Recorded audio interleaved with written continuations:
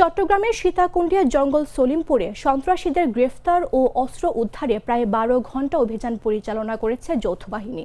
অভিযানে ১৫ জনকে গ্রেফতার ও অস্ত্র উদ্ধার করা হয়েছে। সোমবার বিকেল থেকে আপাতত অভিযান বন্ধ রয়েছে, তবে ওই এলাকায় যৌথ বাহিনীর ২টি ক্যাম্প স্থাপন করা হয়েছে। অভিযানের আগেই বন্ধ করে দেওয়া হয়েছে বায়েজিদ ফৌজদারহাট লিংক রোড।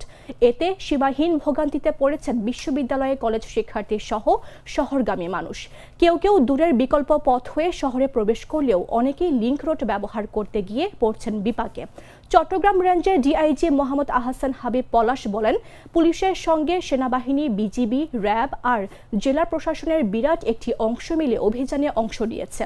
তিনি আরও বলেন, জঙ্গল সেলিমপুর এখন থেকে পুলিশ ও র্যাবের ২টি ক্যাম্প থাকবে। পুলিশ যেন তাদের কার্যক্রম চালিয়ে যেতে পারে সেজন্য বিভাগীয় কমিশনারকে অনুরোধ করেছি।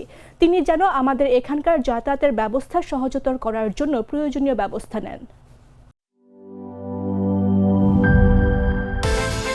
বিকাশ পেমেন্টে ১০,০০০ টাকার বেশি অফার। শপিং চলছে তো